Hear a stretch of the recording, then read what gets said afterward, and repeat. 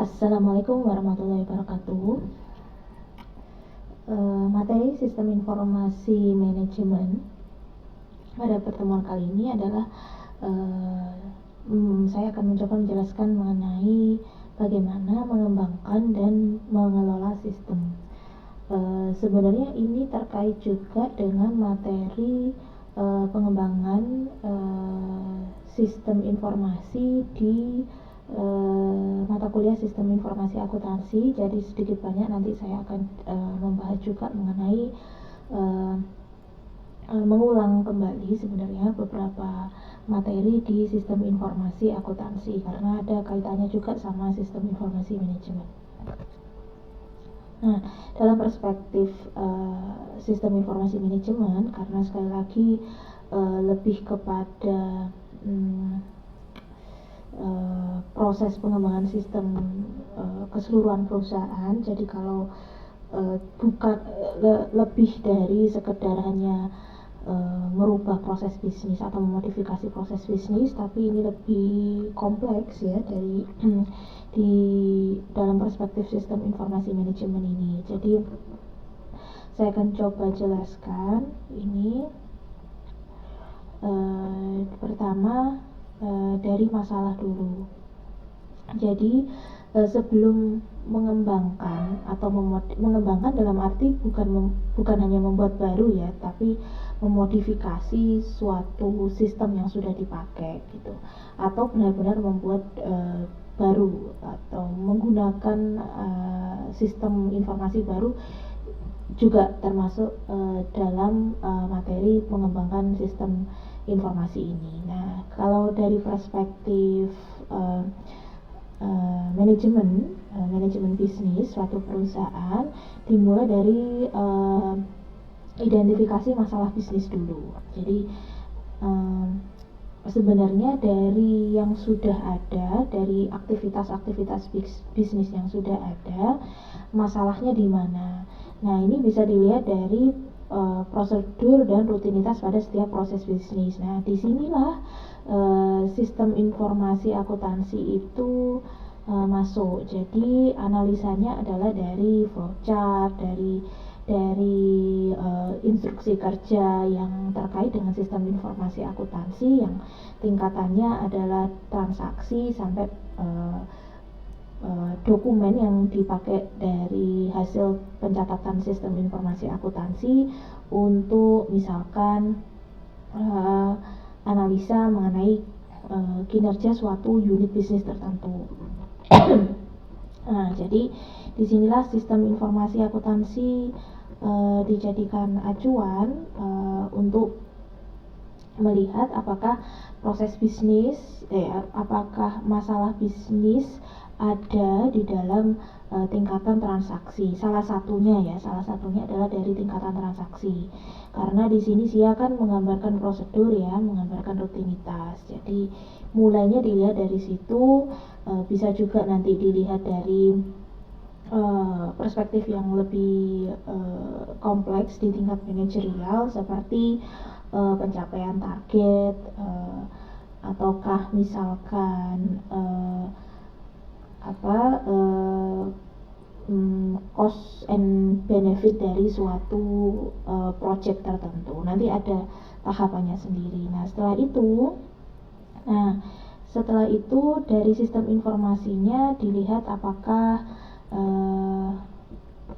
SDM yang sudah ada itu masih bisa digunakan atau kita perlu menambah atau outsource SDM tambahan gitu. Jadi ini dilihat dari terus habis gitu dari sisi organisasi seperti apa, apakah perusahaan secara struktural, secara secara budgeting dan pengambilan keputusan yang lain itu memang mendukung pengembangan sistem informasi ini, atau memang secara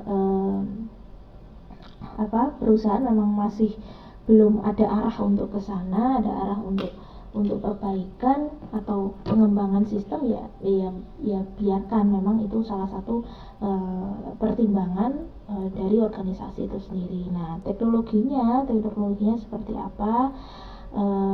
Bisa menggunakan software dan hardware yang diperlukan. Nah, penggunaan software dan hardware ini pun juga ada pertimbangan yang lebih detail kaitannya dengan apakah softwarenya kita kembangkan secara customize ataukah make buy itu maksudnya sudah ada provider tertentu yang sudah ada sistemnya, kita tinggal menggunakan dan mengcustomize sedikit dari program yang ditawarkan gitu. Ini juga salah satu proses dari ketika perusahaan ingin mengembangkan sistem informasinya menggunakan teknologi tertentu. Nah, jadi ini ya evaluasi sistem yang ada dulu ini biasanya kaitannya untuk tahu masalah bisnisnya seperti apa, memantau efisiensi dan biaya. Nah, ini sebenarnya kalau perusahaan sudah mengaplikasikan audit, nah bisa dilihat dari laporan auditnya sebenarnya.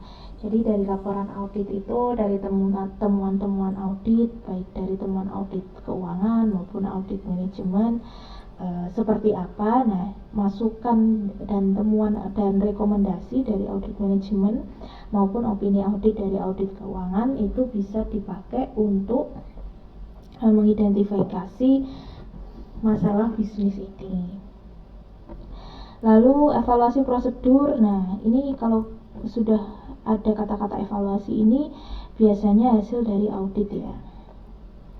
Meminimalisasi prosedur manual, tujuannya memang seperti itu, atau merancang proses bisnis yang baru. Nah, ini juga bisa jadi pertimbangan apakah perusahaan ingin kompleksitas dari pengembangan sistem informasi itu skopnya atau ruang lingkupnya sebesar apa.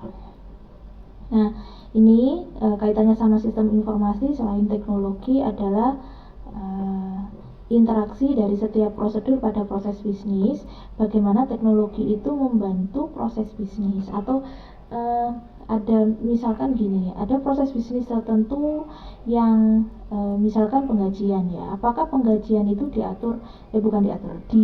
difasilitasi oleh teknologi tertentu, mulai dari rekrutmen sampai pembayaran gaji, ataukah memang teknologi itu hanya memfasilitasi proses bisnis mulai dari penghitungan gaji sampai pembayaran gaji saja. Nah, itu juga harus ini yang dimaksud dengan interaksi setiap prosedur kaitannya sama teknologi yang digunakan. Nah, kan ini bagaimana teknologi mendukung interaksi kegiatan bisnis.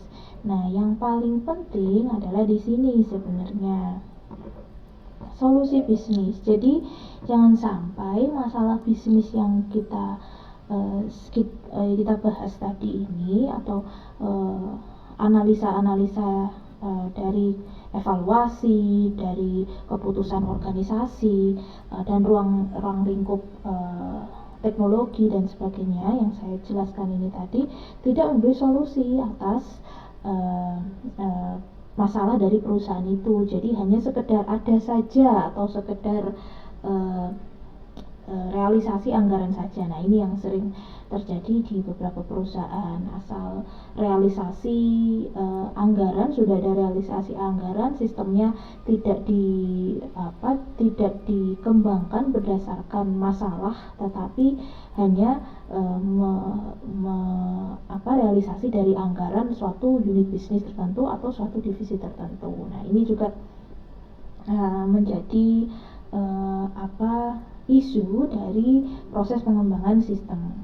Nah, yang penting adalah ini ya, sekali lagi solusi bisnis harus mampu untuk meningkatkan efektivitas dan efisiensi dan bisa mengurangi atau meminimalisasi kesalahan. Kesalahan ini dia bisa tingkat transaksi, bisa tingkat analisa, pengambilan keputusan, nah gitu. Terus Nah, pengembangan sistem dan perubahan ini ada, sebenarnya ini istilah saja sih untuk mengkategorikan pengembangan sistem itu aktivitasnya apa saja. Jadi yang pertama otomatisasi. Otomatisasi ini penerapan teknologi dari yang manual menjadi terotomatisasi. Nah, ini isu di sini sebenarnya kaitannya sama meminimalisasi proses kerja manual oleh manusia, pada dasarnya seperti itu. Jadi karena biasanya kesalahan itu human error itu terjadinya lebih tinggi daripada computer error, as long as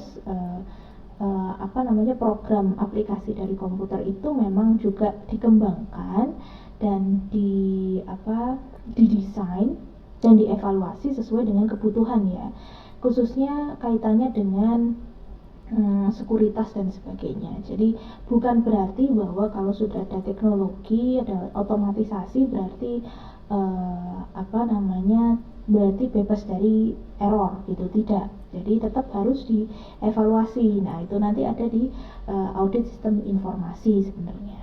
Nah, ini rasionalisasi prosedur terkait dengan pemangkasan prosedur operasional standar. Jadi kayak misalkan contohnya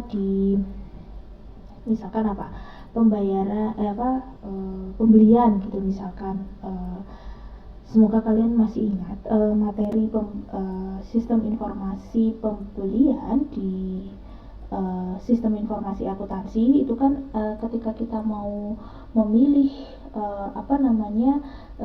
supplier mana yang kita pilih saat untuk kontrak pembelian kita, itu kan ada tahapannya. Jadi kita minta surat penawaran, terus kita minta penawaran harga, terus supplier kasih kita penawaran harga.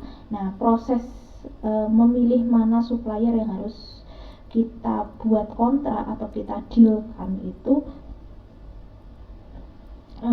ada jika memang menggunakan teknologi informasi itu bisa dibantu dengan ranking gitu. Misalkan rankingnya berdasarkan apa? Rankingnya bisa berdasarkan kinerja historis supplier, misalkan barang datang selalu tepat waktu, tidak ada barang cacat, terus term pembayarannya menguntungkan kita sebagai perusahaan. Nah, itu juga bisa difasilitasi oleh teknologi informasi. Jadi proses pengambilan keputusan supplier mana yang harus kita pilih itu bisa dipangkas prosedurnya hanya dengan menggunakan suatu teknologi informasi.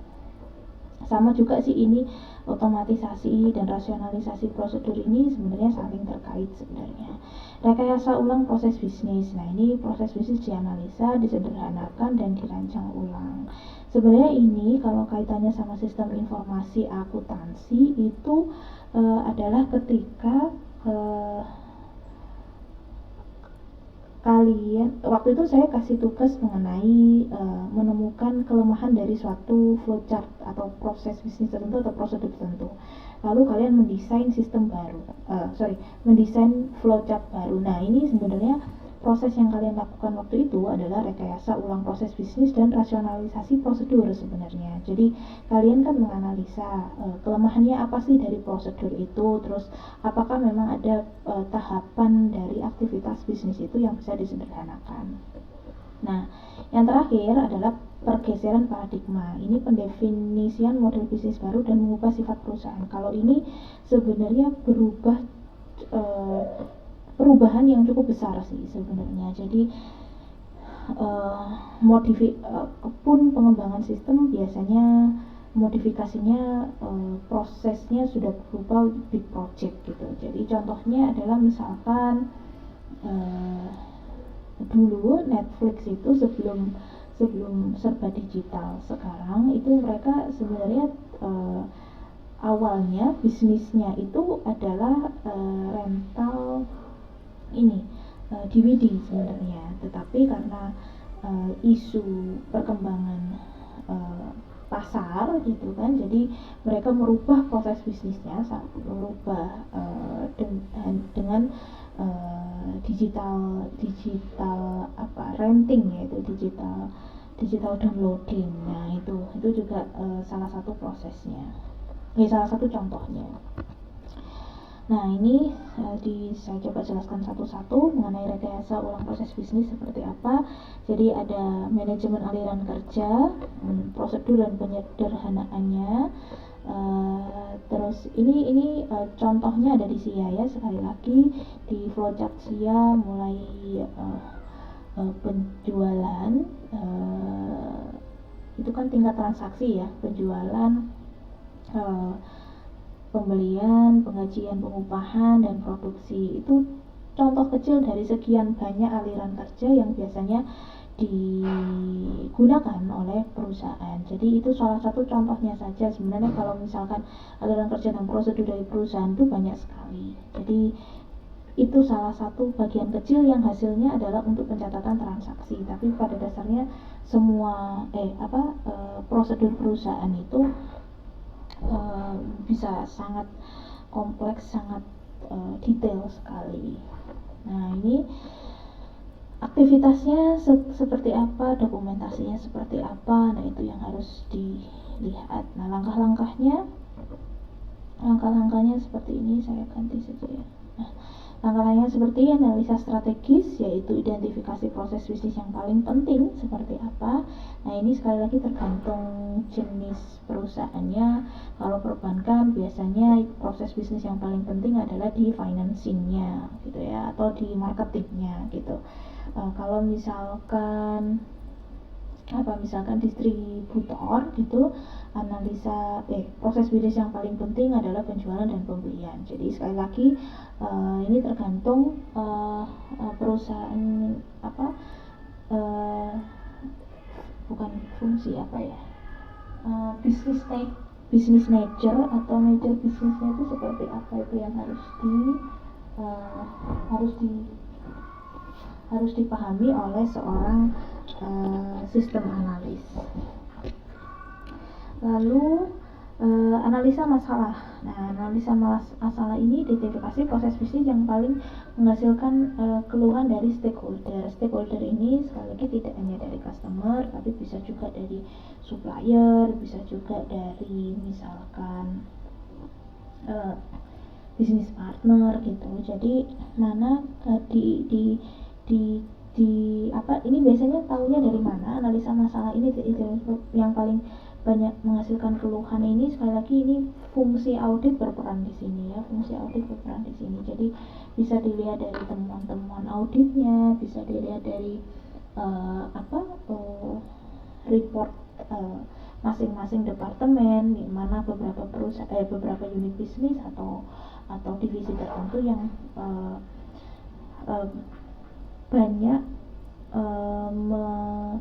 banyak membuat laporan tentang keluhan atau temuan audit.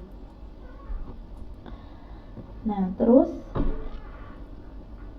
identifikasi masukan dan keluaran proses bisnis. Jadi prosesnya mulai dari input, proses, output dari masing-masing proses bisnis itu seperti apa. Terus identifikasi aliran dari produk dan jasa. Ini kalau misalkan perusahaan ada proses manufacturingnya, atau mungkin misalkan kalau perusahaan jasa seperti asuransi,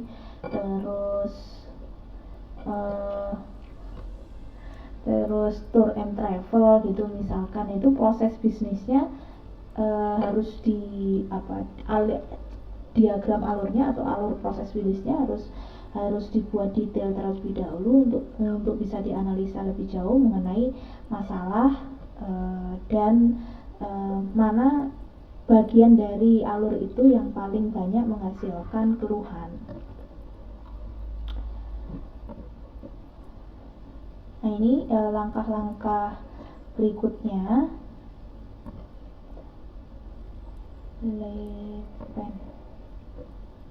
Nah, identifikasi jaringan aktivitas. mendukung dalam proses bisnis. Ini sebenarnya yang di bagian awal tadi ya, identifikasi kebutuhan sumber daya, resource-nya seperti apa. Resource itu dua, secara infrastruktur dan sumber daya. Bisa dibuat daftarnya, dihitung secara budgetingnya seperti apa, terus apakah ada perubahan struktur dari secara organisasi, dari proses bisnisnya juga, dan aliran informasinya seperti apa dari perubahan itu. Terus apakah alur pengambilan keputusannya berubah atau tidak, otorisasinya tetap pada suatu lini struktural tertentu, atau kalau sudah berubah ketika ada perubahan sistem informasi ini. Dan identifikasi lagi stakeholdernya siapa, apakah ada tambahan stakeholder ataukah memang stakeholder yang sudah ada itu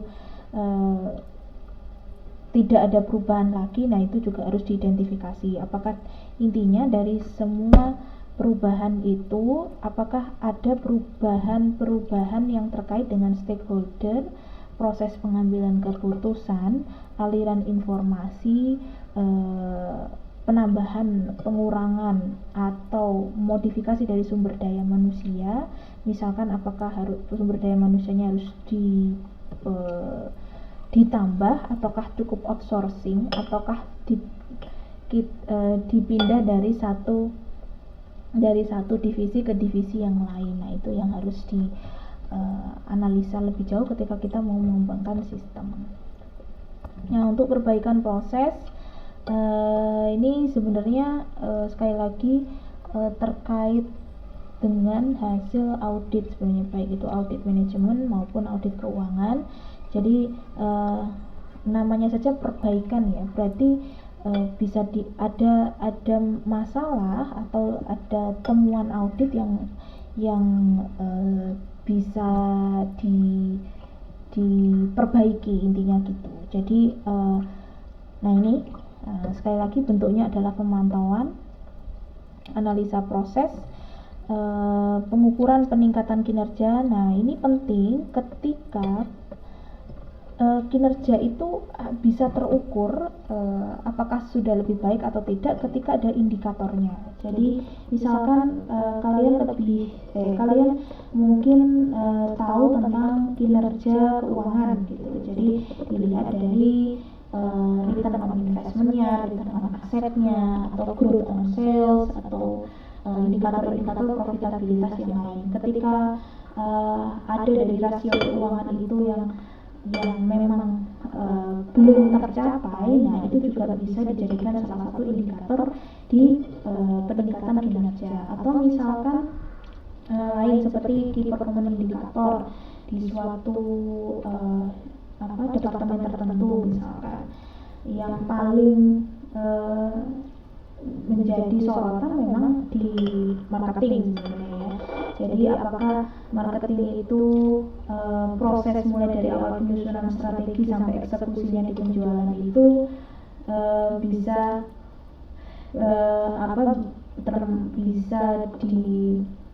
dijadikan ukuran kinerja juga. Jadi intinya setiap departemen itu punya ukuran sendiri-sendiri mengenai indikator kinerja. Jadi itu dan semuanya saling terkait ya. Jadi ini bisa menjadi salah satu acuan dalam proses perbaikan suatu sistem informasi. Terus, nah ini manajemen kualitas. Ini salah satu alatnya, beberapa alat saja, ada Total Quality Management sama Six Sigma. Kalau misalkan menggunakan sertifikasi standar tertentu, ada ISO, ada kalau misalkan di di universitas itu biasanya pakai akreditasi ya, atau di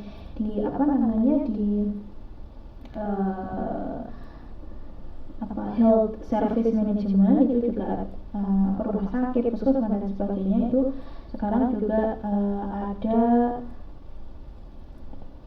peraturan mengenai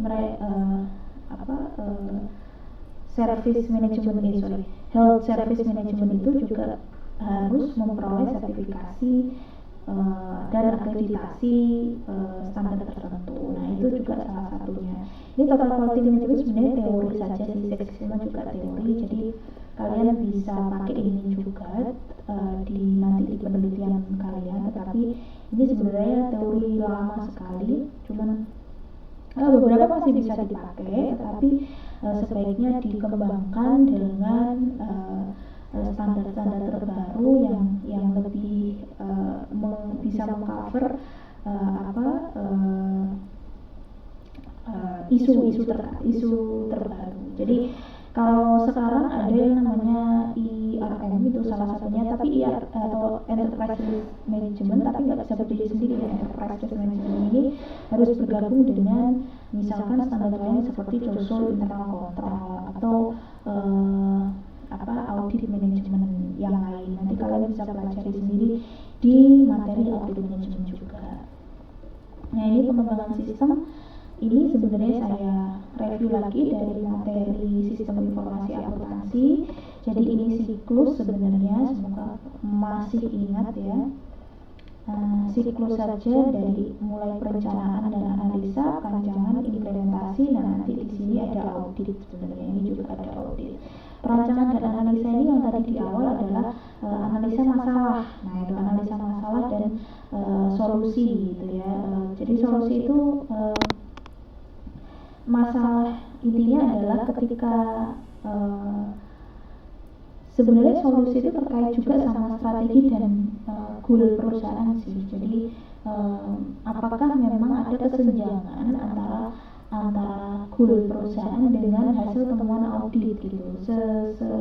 Seberapa kesenjangannya, seberapa range-nya, seberapa jauh. Nah itu juga menjadi salah satu acuan dari proses analisa di sini, atau yang kalau dibagikan tadi masalah bisnis itu, analisa masalah bisnis. Terus habis itu perancangan, ini terkait dengan tadi harapannya bisa otomatisasi, bisa rasionalisasi prosedur, bisa perubahan yang total paradigma ini bisnis. Nah itu salah satu saja tahapan di perencanaan itu, perancangan atau desain.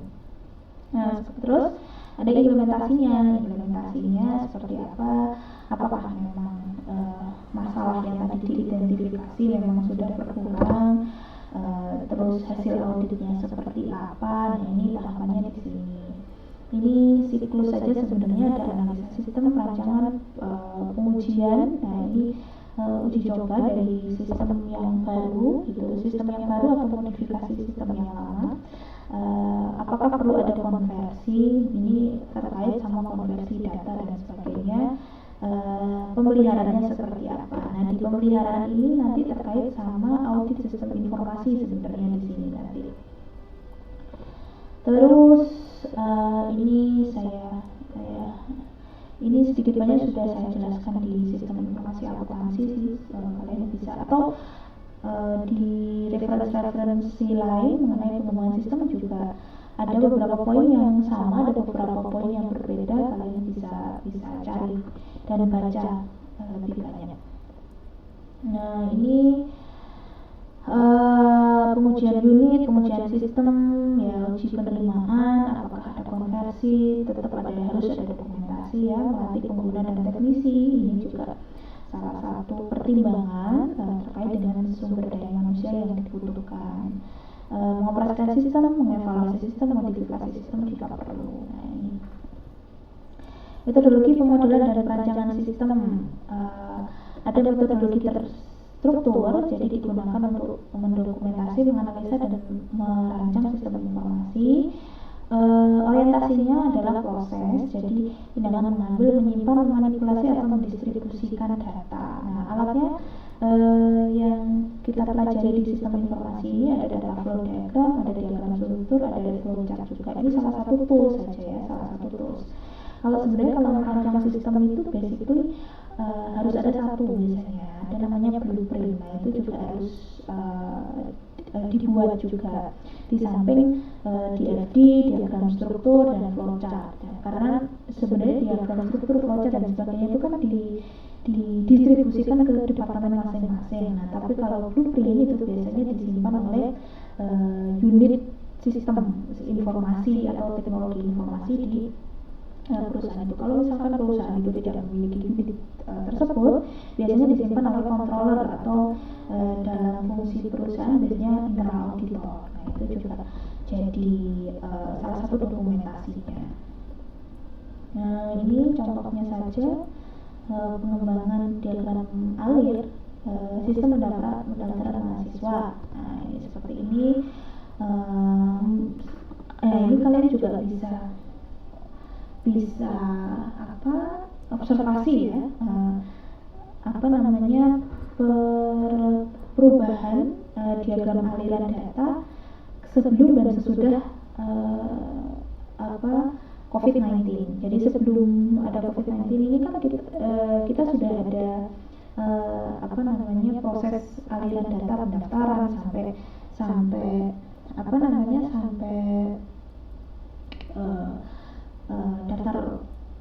daftar ulang kalau nggak salah sampai mulai kuliah. Nah, sebelum dan sesudah COVID apakah terjadi perbedaan? Nah, itu salah satu prosesnya seperti apa untuk mengembangkan dari yang lama ke yang baru itu seperti apa, kalian bisa pelajari dan observasi juga di situ. Terus ini sebenarnya diagram strukturnya yang paling sederhana di antara tiga tadi ya, DFD, diagram struktur dan flowchart. Tentu saja yang paling detail adalah flowchart ya. Karena sekali lagi tingkatannya transaksi, jadi detail sekali. Ini proses perhitungan gaji hanya sekedar struktur saja. Nah, terus yang berikutnya adalah flowchart. Nah, ini kalian bisa review kembali dari materi-materi sistem informasi akuntansi yang sudah kita pelajari. Ini ada flowchart pembelian, ada penjualan. Nah, ini sudah semuanya. Sebenarnya materi di sistem informasi akuntansi saya hanya memberikan contoh saja ketika terdapat contoh dari perubahan proses bisnis. Kalian bisa lihat lagi flowchart di materi sistem informasi akuntansi. Nah, ini SDM penggajian, HRD. Sementara itu dulu yang bisa saya bagikan di materi pengembangan sistem. Semoga bermanfaat. Mohon kalian juga tetap baca materinya. Nanti beberapa juga akan saya kasih tambahan mengenai artikel dan paper mengenai proses pengembangan sistem ini. Oke, terima kasih. Saya akhiri dulu. Assalamualaikum warahmatullahi wabarakatuh.